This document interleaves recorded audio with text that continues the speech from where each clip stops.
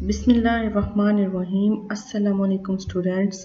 आज हम unit number 1 human organ systems का टॉपिक एक्सक्रीटरी सिस्टम कवर करेंगे। सबसे पहले हमें पता होना चाहिए कि एक्सक्रीटरी सिस्टम होता क्या है। एक्सक्रीटरी सिस्टम हमारी बॉडी का एक ऐसा सिस्टम है जो कि हमारी बॉडी में मौजूद अननेसेसरी अनवांटेड वेस्ट प्रोडक्ट को रिमूव करता है, यानी जिन चीज़ों की हमारी बॉडी में ज़रूरत नहीं होती, जिस मटेरियल की हमारी बॉडी में ज़रूरत नहीं होती, उसको बॉडी से रिमूव करना ज़रूरी होता है। तो उसके लिए जो सिस्टम काम करता है वो है एक्सक्रीटरी सिस्टम, जो ऐसे अननेसेसरी मटेरियल को किसी भी ऑर्गेनिज्म की बॉडी से रिमूव करता है।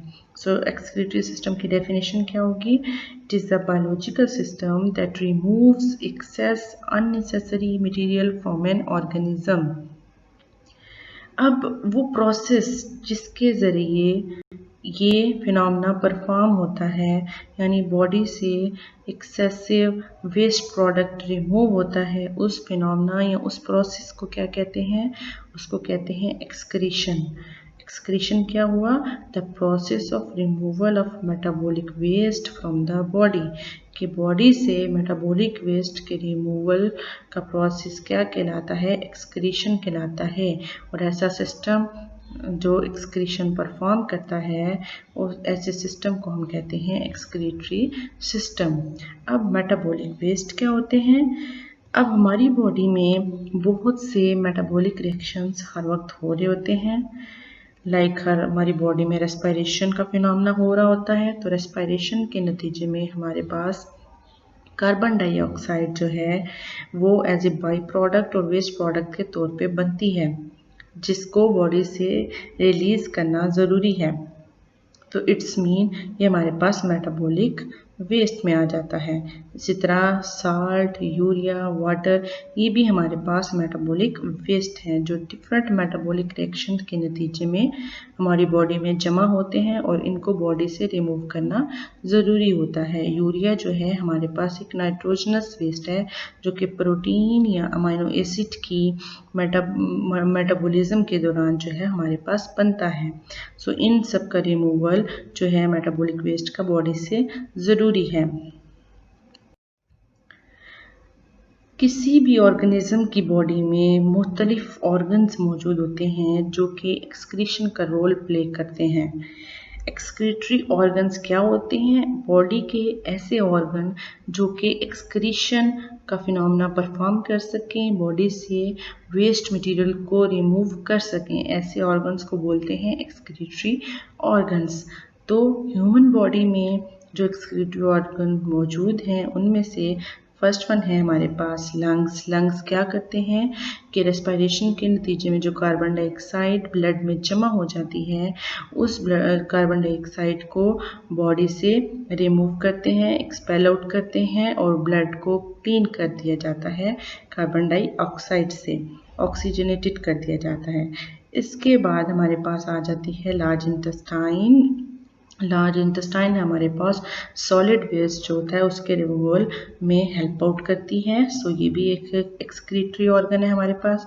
स्किन आ जाती है। स्किन, आपको पता है स्किन से जो है पसीना निकलता है और पसीने में बहुत से एक्सेसिव साल्ट भी मौजूद होते हैं पानी के साथ, तो लिहाजा इसका मतलब है कि स्किन जो एक्सेसिव साल्ट और वाटर के रिमूवल में हेल्प करती है एक्सेसिव, तो लिहाजा स्किन भी एक्सक्रीटरी ऑर्गन का रोल प्ले कर रही है। इसके अलावा हमारी बॉडी में मौजूद लीवर, जिगर जो है वो भी डिटॉक्सिफाई और ब्रेक डाउन करता है बहुत से केमिकल्स की, और ठीक है। और इसके अलावा हमारी बॉडी में जो मेन सिस्टम है जो कि एक्सक्रीटरी सिस्टम का रोल प्ले करता है वो हमारे पास है यूरिनरी सिस्टम। यूरिनरी सिस्टम हम इस चैप्टर में यूरिनरी सिस्टम के बारे में जो है डिटेल में पढ़ेंगे। ये हमारी बॉडी का एक ऐसा एक्सक्रीटरी सिस्टम है जो कि यूरिन के फॉर्म में जो है बॉडी से जो है टॉक्सिक मटेरियल को रिमूव करता है। अब हम पढ़ेंगे यूरिनरी सिस्टम, जो कि ह्यूमन बॉडी में मेन एक्सक्रीटरी सिस्टम है। यूरिनरी सिस्टम क्या होता है? A group of organs in the body concerned with filtering out excess fluid and other substances from the bloodstream। के ऑर्गन्स का एक ऐसा ग्रुप हमारी बॉडी में जो कि ब्लड से एक्सेस फ्लूइड और दूसरे टॉक्सिक केमिकल को फिल्टर आउट करता है, उसको हम क्या कहते हैं? Urinary system. और एज ए रिजल्ट जो है यूरिन हमारे पास प्रोड्यूस होता है जो कि एक लिक्विड कंटेनिंग टॉक्सिक मटेरियल होता है, ठीक है। सो यूरिनेशन क्या है? Act by which urine is expelled from the urinary bladder. Urine किसका प्रोडक्ट है? यूरिनरी सिस्टम का, जो कि एक लिक्विड फॉर्म में होता है और इसमें टॉक्सिक मटेरियल मौजूद होते हैं। तो इस यूरिन को एक्सपेल करना बॉडी से, ये प्रोसेस जो है ये क्या कहलाता है? यूरिनेशन कहलाता है।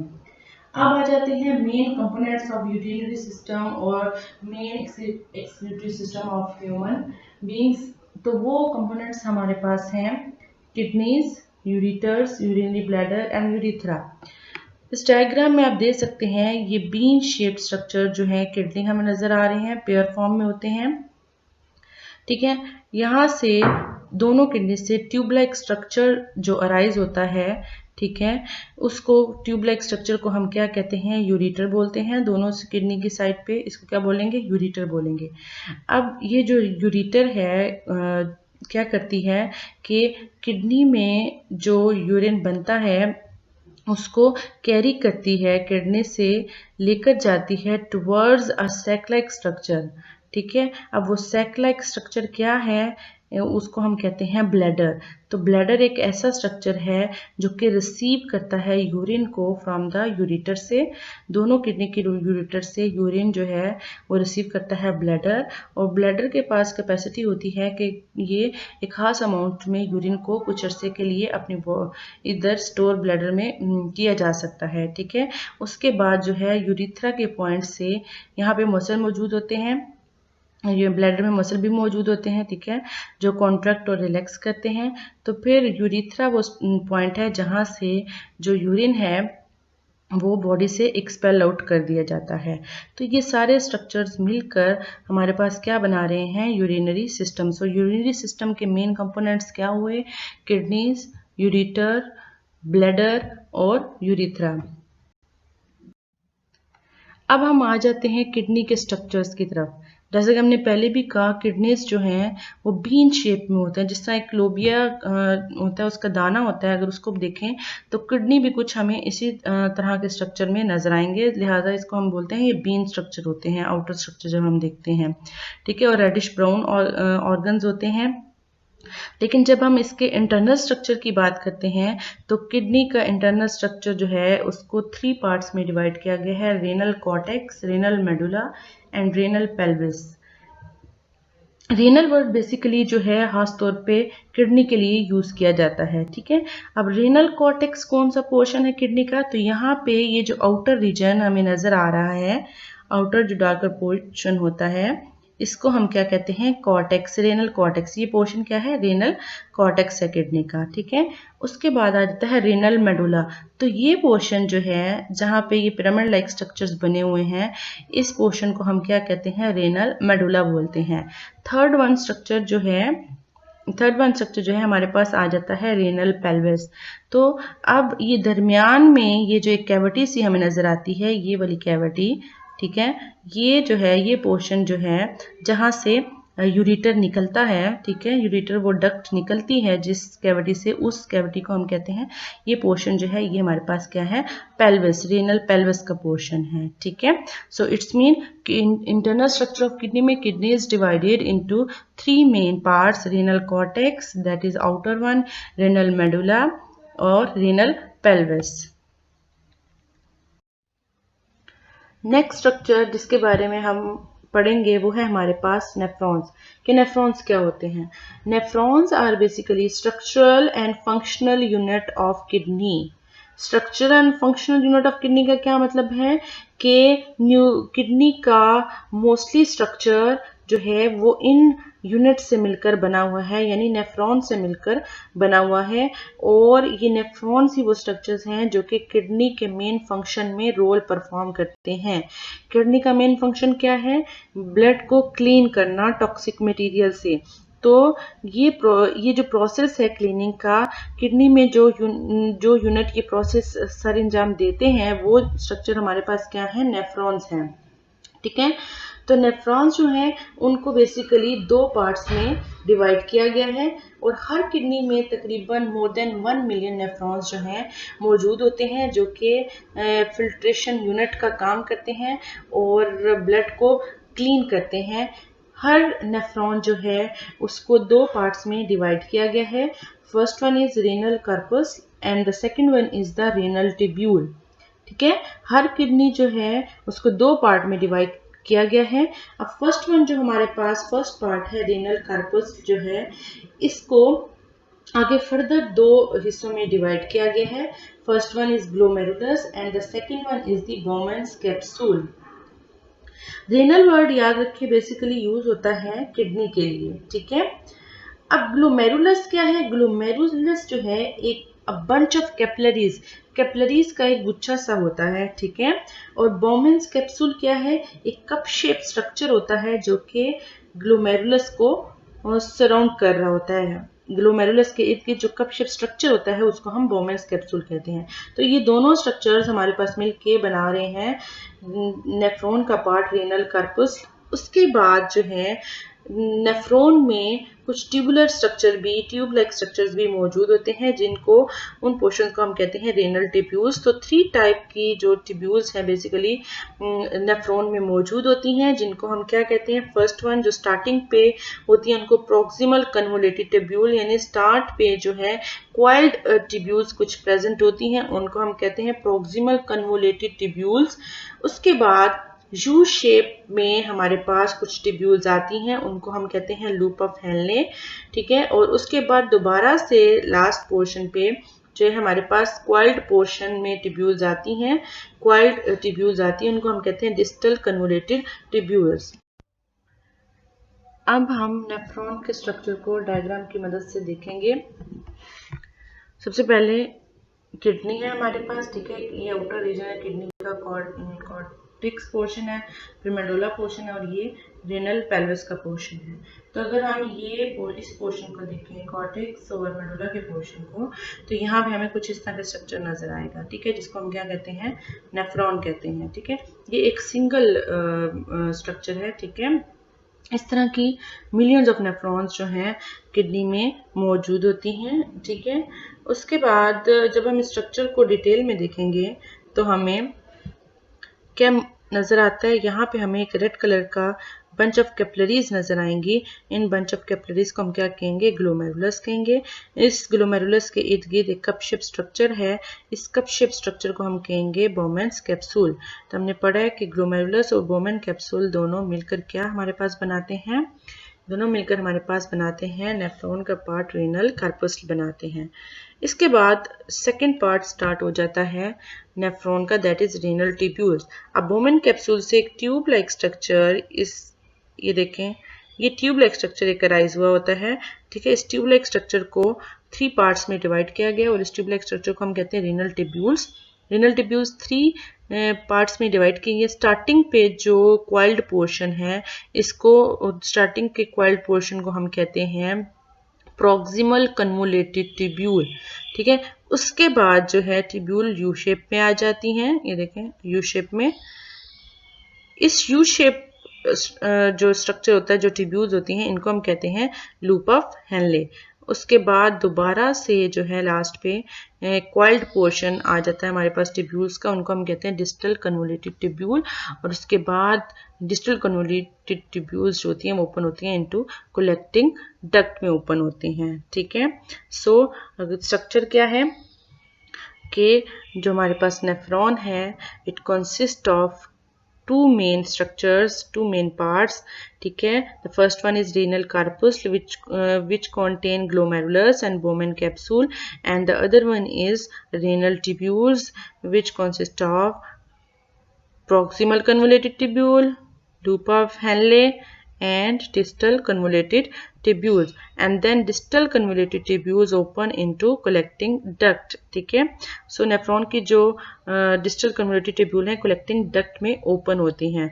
बेसिकली मोस्टली collecting duct में जो है फिर जो हमारे पास जब मटेरियल आ जाता है तो उसको हम यूरिन कहते हैं. ठीक है, अगर हम यहाँ पे देखें तो हमें जो स्टार्टिंग का पोर्शन है और जो हमारे पास नेफ्रॉन का स्टार्टिंग का पोर्शन है यानी रेनल कार्पस का पोर्शन जो है और स्टार्टिंग के जो प्रॉक्सिमल और डिस्टल कन्वर्टेड पोर्शन है वो हमें ज़्यादातर रेनल कॉर्टेक्स के रीजन में नज़र आ रहा है, जबकि जो दूसरा हमारे पास लूप ऑफ हेनले का पोर्शन है वो रेनल मेडुला में जो है वो हमें नज़र आ रहा है. और इसके अलावा कलेक्टिंग डक्ट भी जो है वो रेनल मेडुला में है. ठीक है, तो ये है बेसिक स्ट्रक्चर ऑफ नेफ्रॉन जो कि ब्लड की क्लीनिंग में फिल्ट्रेशन यूनिट का काम करता है किडनी में. अब हम देखेंगे कि किडनी जो है वो कैसे अपना एक्सक्रीटरी रोल जो है वो प्ले करता है. सबसे पहले the kidney receive blood through the renal artery. सबसे पहले क्या होता है कि रेनल आर्टरी ब्लड लेकर आती है, ऐसा ब्लड जिसमें वेस्ट प्रोडक्ट्स मौजूद होते हैं टुवर्ड्स द किडनी. ठीक है, उसके बाद the blood is passed through the structures of kidney called nephrons where waste products and excess water pass out of the blood stream. जब blood which carry waste products enter हो जाता है into the kidney तो kidney में क्या मौजूद होता है, यहाँ पर फिल्ट्रेशन यूनिट्स मौजूद होते हैं मिलियंस ऑफ. अब वो फिल्ट्रेशन यूनिट्स क्या करते हैं कि वो इस ब्लड को फिल्टर करते हैं. जब ब्लड फिल्टर हो जाता है तो जो वेस्ट प्रोडक्ट्स होते हैं वो ट्रैवल करते हैं along the nephron structures like वो इधर से प्रॉक्सिमल कन्वोल्यूटेड ट्यूब्यूल से होते हुए वेस्ट मटेरियल जो है लूप ऑफ हेनले से पास होते हैं, फिर लूप ऑफ हेनले से डिस्टल कन्वोल्यूटेड ट्यूब्यूल्स में आते हैं और डिस्टल कन्वोल्यूटेड ट्यूब्यूल से waste product water excess water के साथ जो है हमारे पास कलेक्टिंग डक्ट में जमा हो जाते हैं. और जो कलेक्टिंग डक्ट्स है नेफ्रॉन्स की वो ओपन होती है into the portion of renal pelvis में. फिर रेनल पेल्विस ये इस पोर्शन में जो है जो कलेक्टिंग डक्ट्स है मैनी नेफ्रॉन की ओपन होती हैं और फिर इट्स मीन के रेनल पेल्विस में जो है यूरिन कलेक्ट होता है और फिर यहाँ से एक ट्यूब अराइज हो रही होती है जिसको हमने यूरेटर कहा था. तो फिर यूरिन जो है यूरेटर की मदद से जो है किडनी से निकल कर कहाँ पे जाता है, इनटू द ब्लैडर जाता है और फिर ब्लैडर में कुछ देर के लिए स्टोर होता है और वहाँ से यूरेथ्रा की मदद से बॉडी से रिमूव हो जाता है. सो इस तरीके से जो किडनी है वो नेफ्रॉन को as a filtration unit use करते हुए ब्लड को क्लीन करते हैं. ठीक है, और वो जो क्लीन ब्लड है वो दोबारा से बॉडी में वापस भेज दिया जाता है और जो टॉक्सिक मटेरियल होता है वो लिक्विड फॉर्म में यानी जिसको अब हम यूरिन बोलेंगे यूरिन की फॉर्म में यूरेटर से होता हुआ ब्लैडर से यूरेथ्रा की मदद से बॉडी से रिमूव कर दिया जाता है.